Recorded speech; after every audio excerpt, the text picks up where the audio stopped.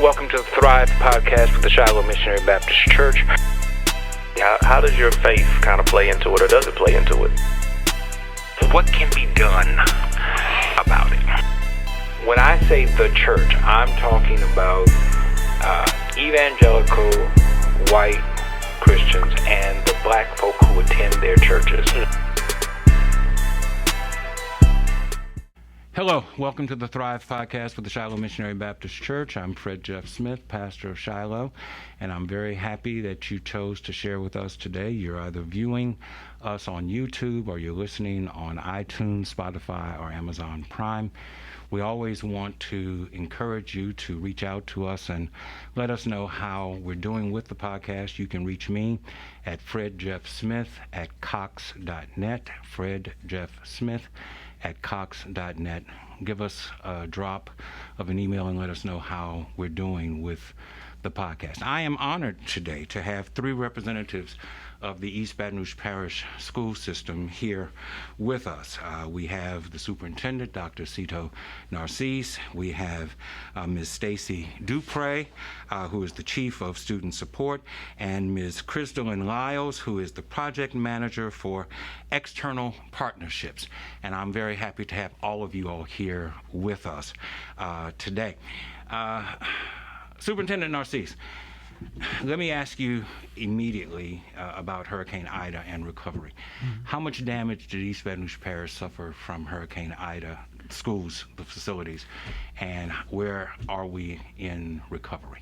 Yeah, so as far as damages, structural damages to school, we've had minimal. None of our buildings had technically a lot of structural damage. We did have a few roof leaks, those things, but we didn't have like an actual, a tree did not land on the school or anything like that. So we were really in good shape there. Our biggest challenges were around power and also our technology in terms of networks and those things. And so in order for me to make the call around whether school was going to open or not, I looked at three things with the team. One was whether we had power for AC, whether technology was up, or was there any structural damage. And so once those things were pretty clear, we're okay, we were able to go ahead and get school open back up. But outside of that, we had a lot of debris, but thanks to our team, we quickly, the morning after the hurricane, we had teams go out, pick up trees and all the stuff that was either on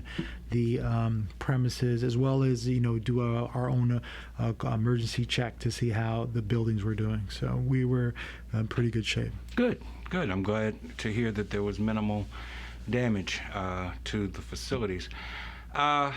Building off of Hurricane Ida, extenuating problems having to do with COVID and the protocols that are in place. Could you help us to understand exactly what the protocols are? Because it seems like we get varying information from one day to the next. What are the current protocols for COVID within the East Baton Rouge Parish School System? Yeah, I mean, and I'll let Stacy give more detail to that. But just to give context, that us as a district, compared to all our parishes, we were pretty aggressive around getting protocols out with COVID. We've been working with our health committee, which consists of the top epidemiologists in Baton Rouge, who also provides the same information to the governor and to the other offices around, how the numbers were going. So we met with that group of set of doctors and also with the health department, and we were able to talk through where we were in terms of designing our COVID protocols for schools. And so there's actual specific guidance for schools that we have up. You go to our website, EBRschools.org. We actually have you can click where it says COVID protocols, and we have an entire sheet to talk through with all those things from testing that we do in the schools to how many feet apart you need to be in the schools. The big change. Is it still 3 to 6 feet, or did you extend it to 6 feet? What's the guideline? The protocols right now are between 3 to 6 feet, and I can let Stacy give more specifics because there's variations of that. Okay. In different spaces, and so I don't want to. Okay, Stacy, what are the variations of the 3 to 6 feet? Well, we follow the LDH, Louisiana Department of Health guidance, and they worked in conjunction with Louisiana Department of Education. In the classroom, students only can be 3 feet apart as long as they're both wearing masks. And if they are both wearing masks and one child is positive, the other one's not, they don't have to self-quarantine. They've done research. However, with adults have to be 6 feet away from the kids if they're both wearing masks. Okay. Outside the classroom, everywhere else, it's 6 feet apart. Okay. So it gets a little confusing, but our team has done a really good job with training our teachers, our principals, and I think they have a good grasp on it now. Okay. Beyond the social distancing, what are the rules regarding masks? I heard you say if one has and one does not. I'm assuming that means that there's not a mask mandate for students. There is a mask mandate. Okay. So all students and staff in East Baton Rouge are required to wear masks. Okay. And the biggest shift from last year to this year is we require masks even as you get on the bus. Okay. Right. So and also last year, our lower grade levels, it was K to 2. Pre-K to 2. Were not required to wear a mask, but now they are. Okay. So younger than 2 are wearing masks. Yeah. Well, no, we require masks for everybody. Okay. Okay. All students K through 12 wear masks. Okay. Are required. Okay. Yes, sir. All right. Tell me where we are. Can you tell me where we are within the school system with regard to vaccinations? I know younger than 12 you can't be vaccinated. So where are we with 12 and above? 12 to 18, I guess, or above with regard to vaccinations? So we've just been given permission from the Department of Health to start looking at those records for students because we did not want to cross the line. We have to follow correct protocol. And so at this time, our nurses are looking up the vaccinations so we can get an idea of where our students are, because that'll give us a better idea of possible transmissibility and other things. Dr. Narcisse also is implemented where all individuals, adults, who've been vaccinated, that we turn in our information to the Office of Human Resources. I've turned mine in. I followed rules. So we can also get an idea of how many adults have been vaccinated. Okay. Go ahead. Oh, I was going to say, and that allows us to keep a record of how many employees we have that are actually vaccinated. As you know, we have 6,000 employees. We're one of the second largest employees in the city. So what the challenge we had the previous year was people would get vaccinated, but we wouldn't know how much in East Baton Rouge. So we had to look at what the parish numbers were. Right. And so, which was a little bit different on whether it told us about every single employee that we had in the system. In EBR right now, we have probably out of our 6,000 employees, 4,200 employees live in our parish, and then the other portion of that live in surrounding parishes around us. Interesting. I hadn't thought about whether or not they lived within the parish. Okay, that'll be a question next time you're here. So you've seen on the news, or I've seen on the news, these protests by parents and other concerned individuals regarding children and masking and children and social distancing, that somehow or other they have determined that it's an infringement upon their rights and that it can do long-term damage to the children. I'll give my own opinion about that. Don't ask you to agree or disagree. That's poppycock. But my question to you is, what has been the climate in East Baton Rouge Parish with regard to parents and others who might have differing opinions about COVID protocols? Yeah, I mean, we haven't had a challenge. We haven't had too many challenges about COVID protocol, more than the question was around the requirement of like mask or requirement of testing or requirement of, are you going to make us all take vaccination? Those were where the questions were. We haven't had too many people debate with us around the actual COVID rules. And when I talk about COVID rules, I talk about, whether we have to do deep cleaning on some of those things. So the stance that I always said was, I can't force you to take the vaccine, even though I've suggested many of times that it is important to give safety. But what I did say was, if you're not going to do that, we need to at least test you every week.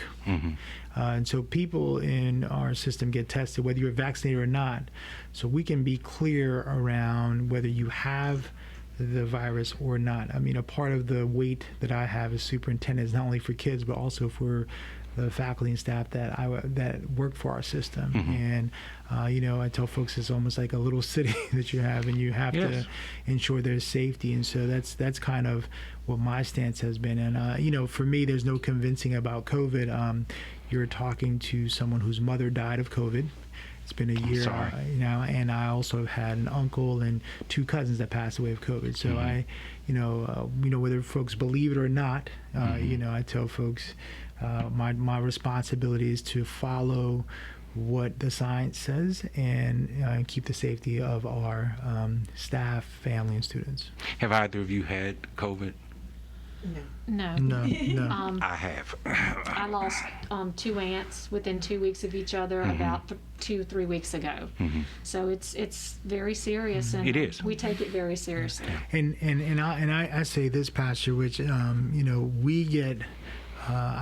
For us, I don't have the luxury of anecdotal information. I have to be pretty clear on what the actual data says. I mean, Stacy and team is consistent. We're talking with our health committee team, which includes all of the doctors that treat us in the city, and we're monitoring COVID numbers, and the numbers are pretty clear. If you're not vaccinated, when you look at that ICU, almost 90% plus are in the ICU. And so, so I said, folks, it just doesn't, it's not quantum physics for me, and being clear about putting the protocols in place. Ms. Lyles, you are the project manager for external partnerships. Break that down for me and tell me what that actually means. As Dr. Narcisse will refer to me as community girl. Okay. What we're trying to do is build community support and engagement citywide, district-wide, by educating our community members and stakeholders, involving, bringing them to the table. So we've created advisory boards for students, administrators, teachers, faith-based leaders. Dr. Narcisse is even meeting with the Divine Nine, the historical Black Greek community, because they have mandated education agendas and community efforts. So we're trying to align all of those together. So all I do all day, which I absolutely love, is engage with our stakeholders at all levels and try to align what the agendas of these particular agencies, organizations, or groups with what we're doing at central office. Okay. Let me volunteer for the faith-based group that you're having, because I have not been contacted yet. And one of my concerns has been that I have not been contacted yet. So if I have you right here in front of me, and we have a personal connection right here with the church, so let me volunteer myself for the faith-based group that you're forming. I want to be a part of it, and I have some colleagues who want to be a part of it as well. So I look forward to the opportunity of talking with you about that. Likewise. Superintendent, let me ask you a couple of questions that have nothing to do with Hurricane Ida and nothing to do with COVID. What is it about what you do that causes such turnover within the educational system? I've lived here just about all my life, born and raised here. I spent 9 years in Egypt. Other people call it New Orleans. And then I came back, and I've been here for the last 20 some odd years.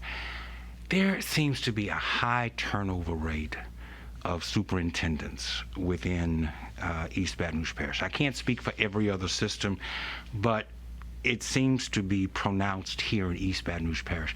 Now, I know you've only been here for 9 months, but help me to understand why there's such a high turnover rate within the East Baton Rouge Parish school system for the superintendent's job. Yeah, so, and Pastor, I'll give you a little bit of context about myself. This is my 10th city. Okay. And I know Baton Rouge will not appreciate this now, but they will one day, I believe. I've been a number 2, 3, and 4 of a superintendent. Okay. So, just like, you have your junior pastor, associate pastor, and then you become the pastor. And the unfortunate thing about what goes on with turnovers in superintendency, urban cities are plagued around these turnovers because of the weight of the job, the politics, the external pulling that happens, and sometimes the reality is when superintendents are pushing in a direction and having to make very tough decisions and the community or a political entity doesn't agree with it, then they can make the job impossible to do. And those, I think, are the things that make this job hard. The people say was the kids learning is hard. No.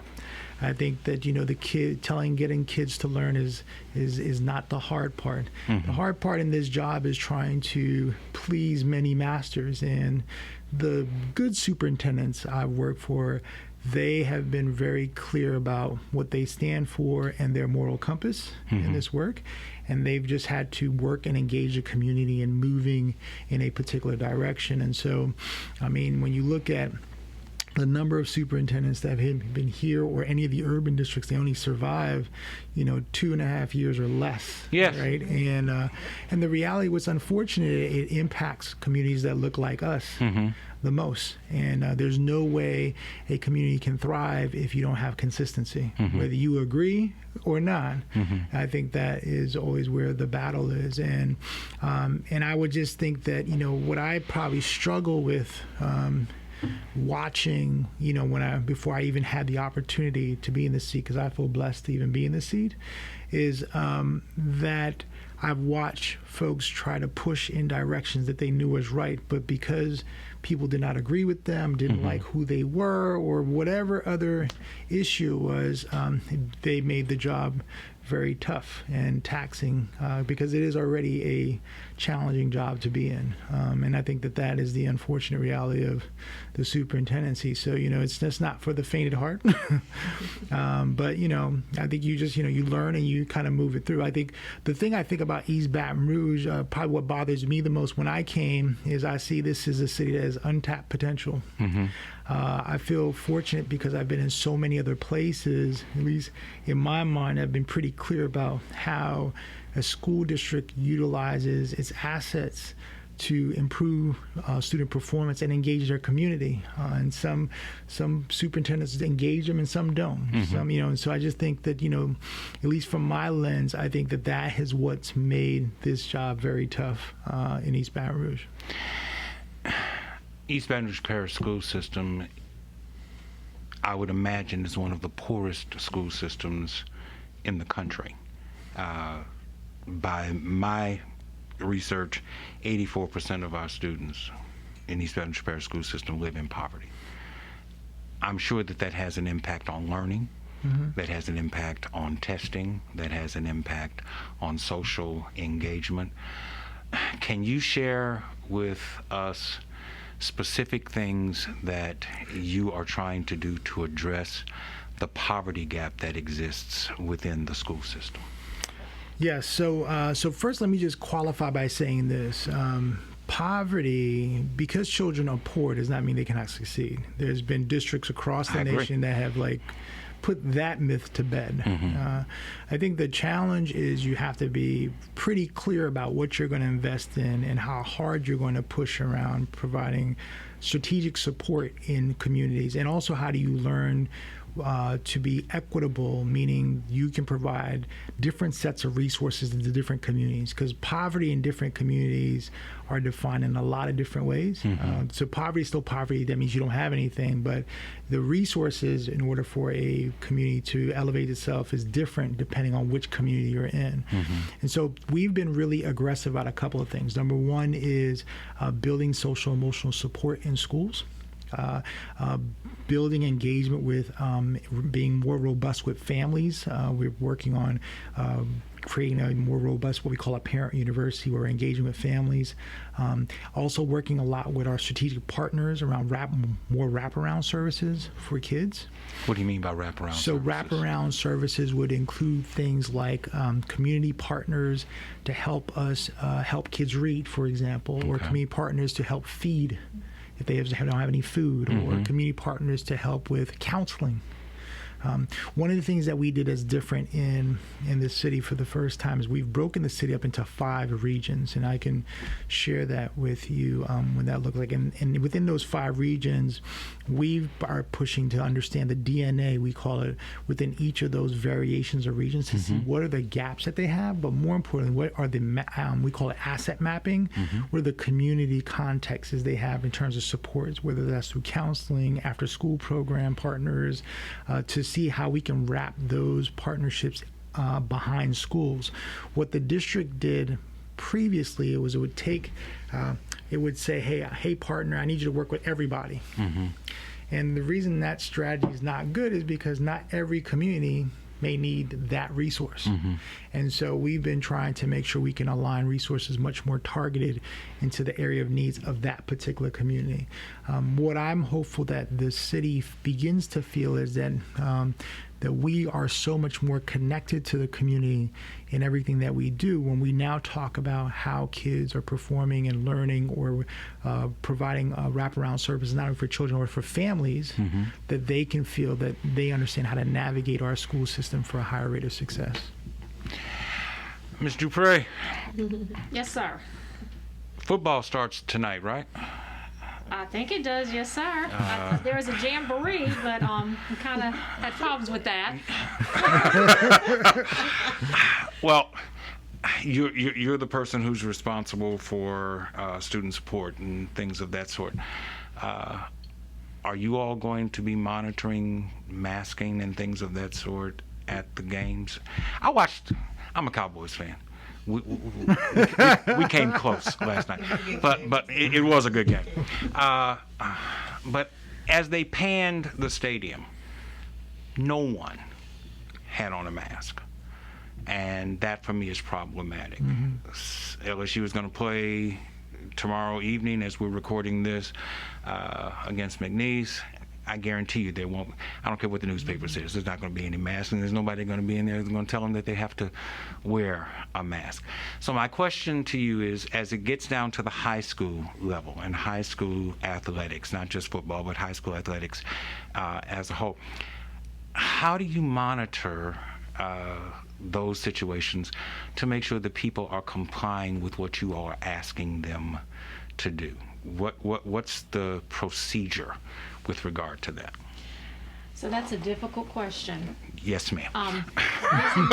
Reason being is the governor's proclamation talks about wearing masks inside the building versus outside the building. Right. And we follow, for athletics, the Louisiana High School Athletic Association guidance, and they have very specific guidance on athletes. Adults and our students, we strongly recommend they wear masks. We try our very best, but in an open setting, sometimes that's a little bit more difficult when the governor's mandate is for masks inside versus outside. But we educate, we encourage, and we hope people look around and do that. For us, we always have a mask on. We model by example. We ask our coaches to model by example. We ask our teachers to model by example. And we ask our students to model by example. But that's one of those hard ones. And I wish I had a definitive answer for you. Perhaps Dr. Narcisse can add to that. But that's where we are because of the governor's order. Superintendent? Yeah, I mean, we encourage people to wear masks all the time. But, as Stacy said concerning the governor mandated internal versus external, so, we've told them just to monitor that going through when we have kids go to games. And so it's just been a very challenging space to be in around. LSU said that they're going to have testing sites around Tiger Stadium, and people have to either present vaccination proof or a negative test before they will be allowed entrance into Tiger Stadium. I'm not asking, well, I have no expectation that you're going to do something to that level, but is there something that you all are planning to do before people come into these stadiums? Because even if they don't wear masks because they're outdoors because of the governor's mandate, you're not going to be 6 feet apart. And you're going to be breathing on each other, and you're going to be talking on top of each other, and you're going to be yelling and screaming at each other. And my honest fear is that these are super spreader events just waiting to happen. I fear what the numbers are going to look like in about 2 to 3 weeks after football has started. And, you know, this is a football crazed community, and we love our football. And I'm just very concerned about what the COVID numbers are going to look like at the end of September, the first weeks in October. We had plans here at the church to open up back to worship with people on site in August, and I'll be honest, it was against my own personal beliefs, but a lot of my colleagues were opening up, and church members were saying, well, if they're opening up, how come you're not opening up? And so I felt a certain degree of pressure to open. And then the new spike came. And I'm glad it happened before we opened up so that we didn't have to open up and then shut back down. But right now, we're just in a wait and see mode. I've said to my members, don't ask me when we're going to open up because I don't know. We're going to wait and watch. I have grave concerns about children in these kinds of environments, and so I'm wondering, and it's a hairy situation. I don't know how you can possibly monitor all of that. First of all, you can't keep them all in the same place. They're going to wander around all over the place and things like that. How have you all planned to deal with this situation as you go forward? Well, I mean, from our standpoint, we have been talking to like our coaches, making sure they talk with their athletes. You know, the spaces where we can actually control more than others is where we put more of our time in. So with our own personnel that way. And the other part has been trying to figure out how we can do mitigation strategies on whether there's crowds and those things, telling principals, make sure you're letting your families know what's going on, that's been the kind of our approach as of right now. We have not made a decision on, you know, you have to show your COVID card before you walk in. We have not taken that step. So can I say something? Sure. As a mom of a 14-year-old athlete, I cannot tell people what to do, but I can tell you that my child has been vaccinated, and I would strongly encourage parents who have children who can be vaccinated at any level to please get vaccinated, especially if they're playing sports and other things where you have that close contact. Now, that's from the heart of a mama. So it's not Dr. Narcisse, but I would greatly encourage them to do so. And we keep sharing that message, but I just wanted to put that out there. That's what I had in my heart, and I would like to share, and hopefully people will hear that message and do the same for their children.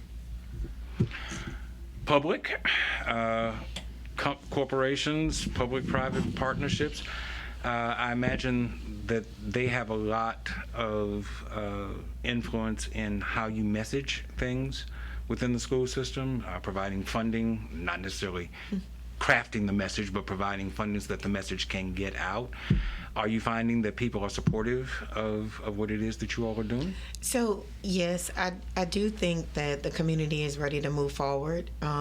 We are a football crazed place. Yes, we are. City area. And football just brings some sort of solitude in the midst of, you know, everything. It unifies us as a city. And so I am finding that the community just wants to feel safe.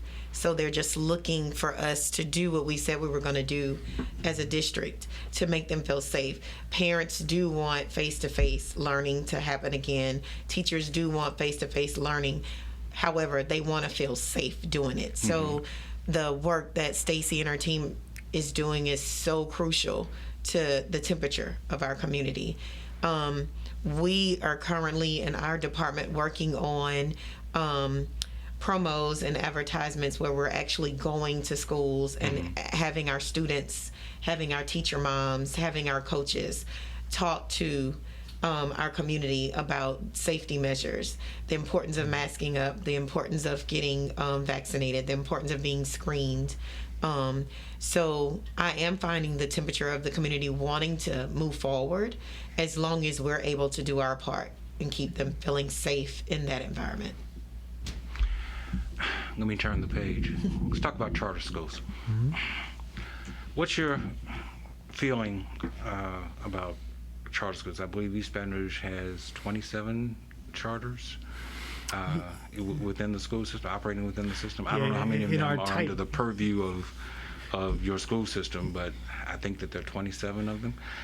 Do you have an opinion with regard to charter schools? I have no opinion on them. I think that charters are no different than magnet schools or any other option that we have. I think they're just another option. What I've learned coming into Baton Rouge, it's either or, and it's a little hard for me sometimes to understand that when it's a school system that has kids who go to charter and kids who don't.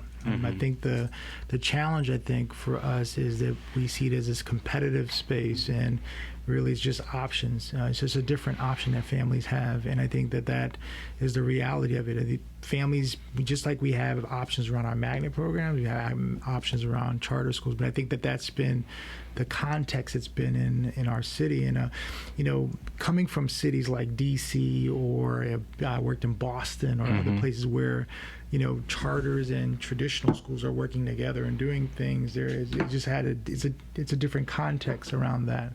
I just feel like it's just, for me personally, what I'm hopeful we can start looking at more is whether kids are reading or writing or not. Because when I look at performance, I mean, I've been in places where you have some charters do good, some charters don't do good. You have some traditional schools do good, some who don't do good. So I want to see us as a collective where we just have schools doing good in general. And I don't think there's a one solution strategy to it, but I do think there's a clear solution on how to get a child to read.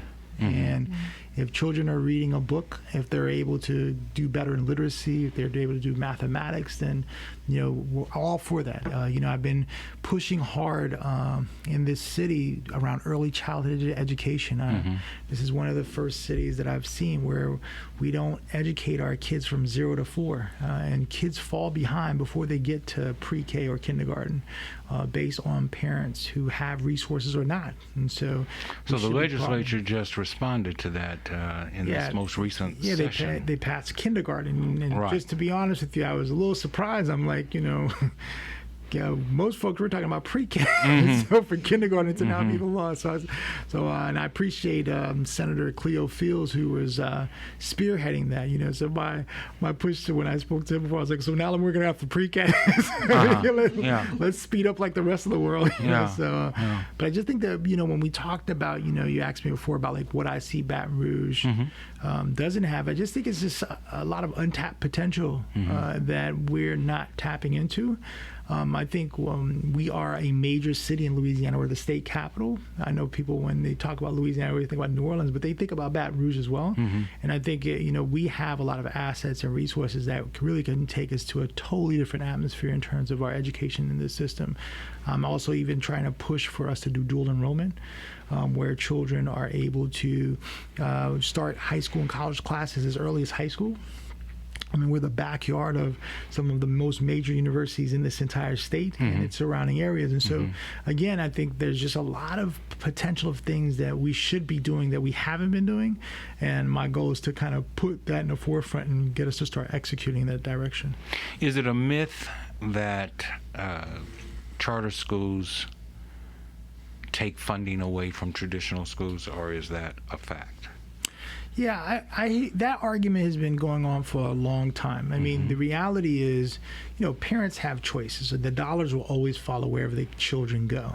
right? And so, to me, if the child goes to X school, then the money goes to X school. The child goes to this school, then the money goes to that school. I don't know if it's the notion that charter takes money away. I think when I hear that argument, I say, well, we put dollars towards every school, right? It's the money should always follow the child, right? And I think parents have the right to choose whatever they want to choose. I think the question for me is, how do we make sure they're choosing quality no matter the school? I mean, in East Baton Rouge, we have we have traditional schools and we have charter schools, but all the kids are our kids, and all the money still goes to the kids. And so, whether the money passes through our school system in one way or passes through in another way, we still allocate dollars to children. And so I think the notion around, they take money away and all that, I think that's the wrong argument to be thinking about from my perspective. I mean, it's not a popular opinion, but we're going to disagree on that. I understand. I mean, but in my mind, East Baton Rouge has 41,000 students. Some go to magnet, go to charters, they go to variations of schools. The question to me is that we have to be able to fund those schools for those families, regardless of wherever they are. And I think it's important that we think about it that way in order for children to be successful. And I think sometimes, unfortunately, we talk more about type than we do about quality, and I think that's but there's a rationale behind that. There's a reason behind it, and that is charter schools have been used in the most recent years as de facto private schools to keep kids out of traditional, public, more diverse school environments, and I don't think that is necessarily the way that the system was intended to be set up with public tax dollars. If you want to have a private school, by all means, you have the right to have a private school. But people have a problem, and I'm one of them. I have a problem with you taking public school dollars and devoting them to what are essentially private schools and saying that my child can't go there because he does not meet whatever artificial criteria there is set up for that. My opinion.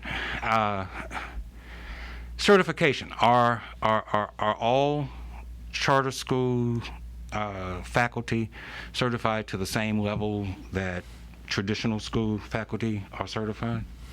Well, in order to teach in the state, you have to have, to be in public school systems, you have to have certification. So even if you're in a charter school, I know for our type 1s, you have to have certification to be in that space. So I think where it's different is how the private schools function, but certifications for certification, especially under the public space. Another bone to pick, and I'm coming to you because this has to do with media. Do you think it's fair to say that a 7-school district, a district with 7 schools, let me make sure, I want to be clear, is compared with a district that has 83 schools? Everybody says Zachary's school system is just such a wonderful panacea of education. It's 7 schools. East Baton Rouge Parish has 83 schools. I don't see how you can compare a 7-school system with an 83 school system. Am I crazy for thinking this way? I was going to say, you want me to take it, or you? Yeah, let me just add one thing, then I can pass it to you. So let me say this. So states, I worked in a lot of states, right? States have to do their comparisons, right? They try to compare how they compare. I agree with you that this comparison of size, complexity are different, right? And so an example I'll give you, when I came here to the district, we were comparing ourselves to some of our suburban parishes. And I said to them, that doesn't make sense to me because we are an urban district. We have more in common with the Atlanta public school systems than we do than, I don't know, Ascension Parish, Zachary, and those things, right? And that's why I pushed for us with the board to put us in what they call the Council of Great City Schools. So the Council of Great City Schools is where the 70 urban school systems in the nation, which are comparable to size, urban characteristics, all those things connect, right? Ourselves, Philadelphia, because we're also a state capital as well. And I think that was where you get just as much of a learning than you do just as much as you're talking to a suburban parish. So do I think it's fair? I don't think it's fair at all. But the reality is, when you read it in The Advocate, and when you read what Rolf McCollister writes in Baton Rouge Business Reports, he touts the numbers in Zachary as being this wonderful, excellent, superior school system as compared to the numbers that you get in East Baton Rouge Parish from test scores. And I think that it is blatantly, patently unfair. And I guess my question is, what's the pushback to that? How do you properly inform the public of what's going on? Because they don't mention the fact that it's only a 7-school system, or that Central is only a 5-school system. I don't think the amount of schools is where the argument should lie, more than to the performance of the child. Right. And so if you compare on children who are reading at grade level and who are not, that's how I think we should be measuring, right? Regardless of whether you're this parish or that parish. Now, are there elements that impact students to not be at that level? Absolutely. And I think those need to be recognized and size might be one of them. But size doesn't become an issue if you're ensuring that you have sufficient resources to service that entire population, right? And I think our challenge that we have to solve in larger complex districts is to ensure that there's enough equity and support that's happening across schools and communities, and so kids can be able to learn at an accelerated rate. Well, if the public relations apparatus or apparati, you all the educators, that's out there is constantly saying this school system is great and this school system is not, then they are shaping a message that Joe Blow is going to take at face value. Many of us don't read past the headlines. We don't actually read the article. We just read what the headline says. And so, again, I go back to how are we responding to this? And are we being effective in our response to this? Yeah, I mean, from my perspective, the issue that I know that I have our folks focus on is around the quality of education that the children have, that we have in our system. And that's improving them around their literacy performance, getting them to read, write, and comprehend, all those components. And then also providing and showing parents that here are the things that are happening in our schools.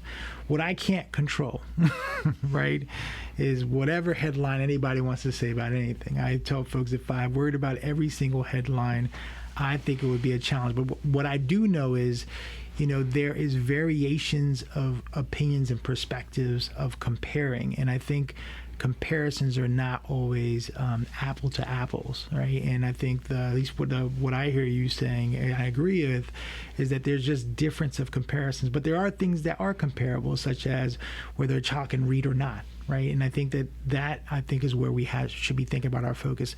One of the things I am trying to push hard in East Baton Rouge is to get us to start focusing much more on quality around what's going on in our schools and how we engage in our community, and less about all the other stuff that I think that kind of takes us down from keeping the main focus on the main focus, which is the children in our community. Well, you mentioned earlier that you broke the school system down into 5 districts, I believe. 5 regions. What do you see as being the greatest contrasts within these 5 districts with regard to the needs that the student have and those barriers that might exist to their excelling to the level that you're trying to hold them to?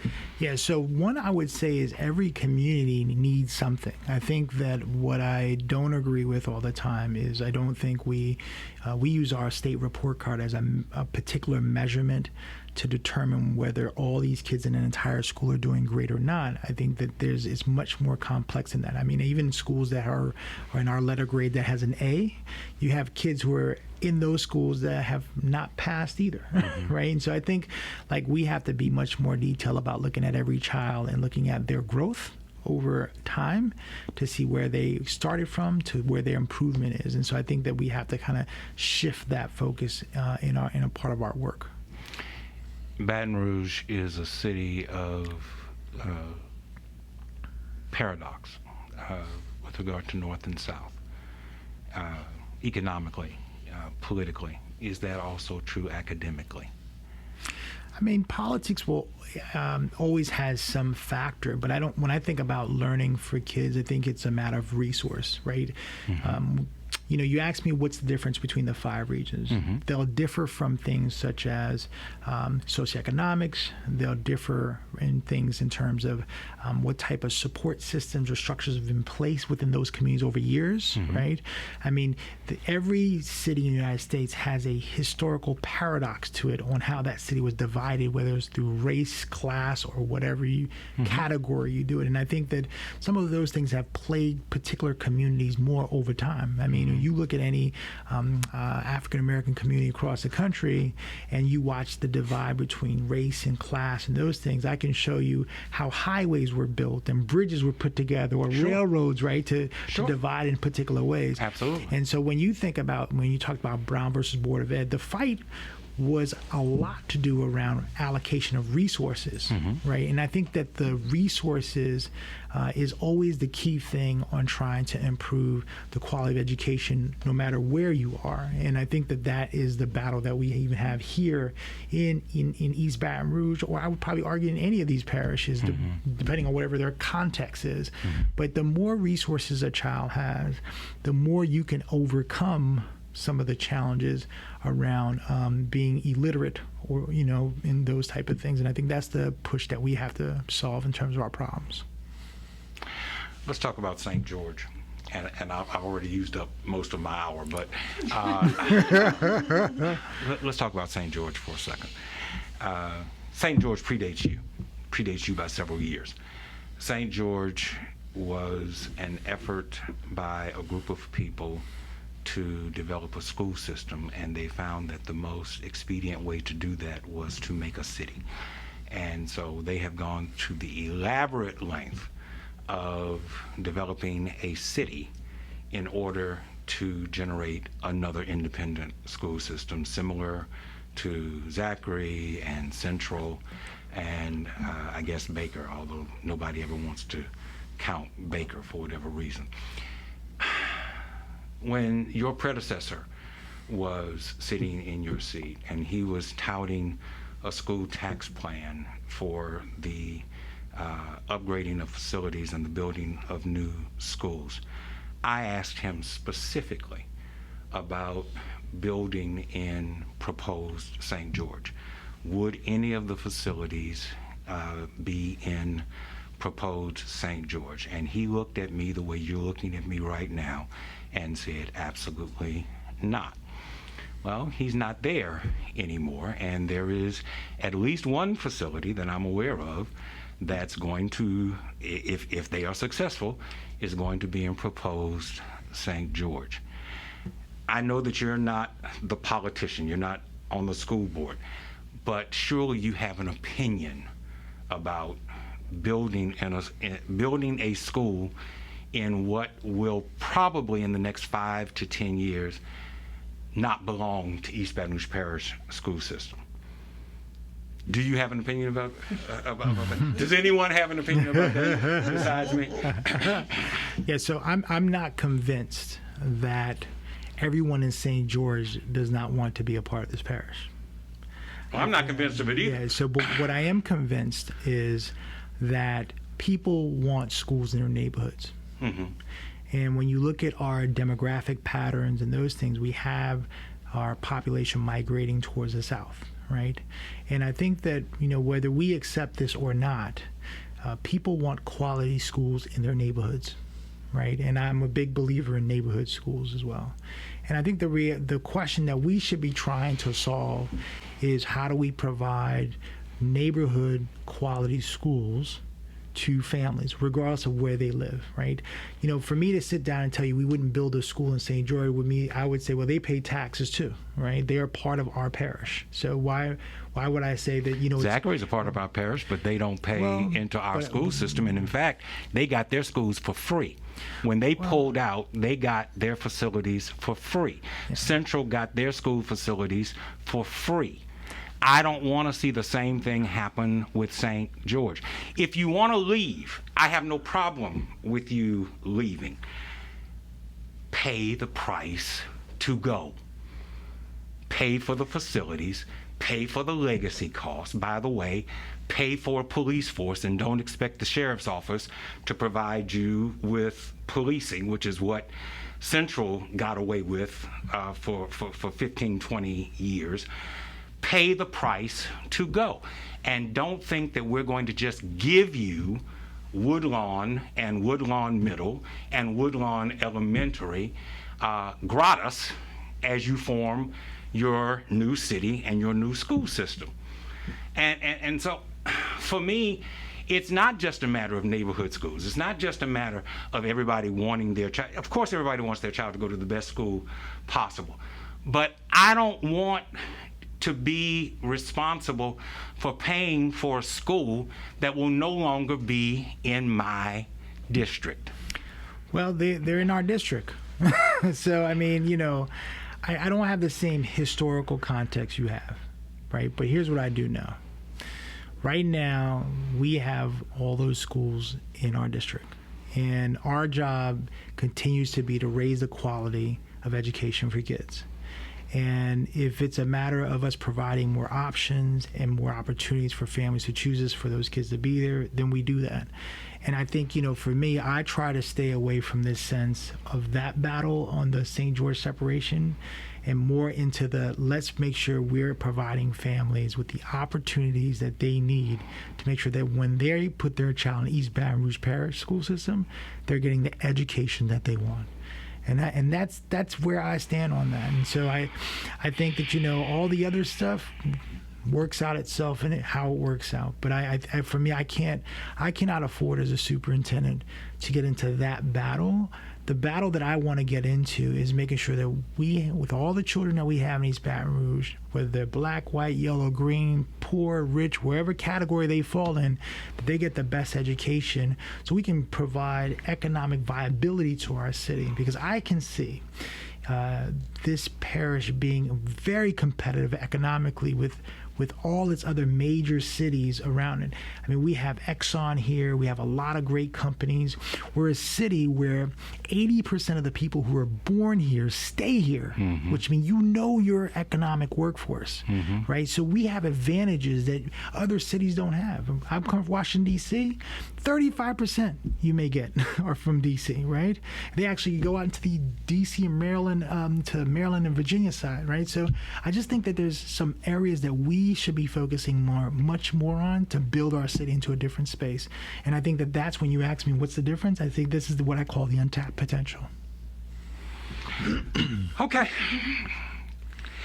I want to thank you for taking the time to come and share with us today. I want to thank you, Superintendent Narcisse. I want to thank you, Ms. Dupre. I want to thank you, Ms. Lyles, for taking the time and come share with us. And we hope that if we invite you back, you will be as open. I hope you won't say, "No, we did that." I hope that you'll be open to that. No, we'll be back, Pastor, as much as you want us back. Thank you for viewing. Thank you for listening. We'll be back again next time.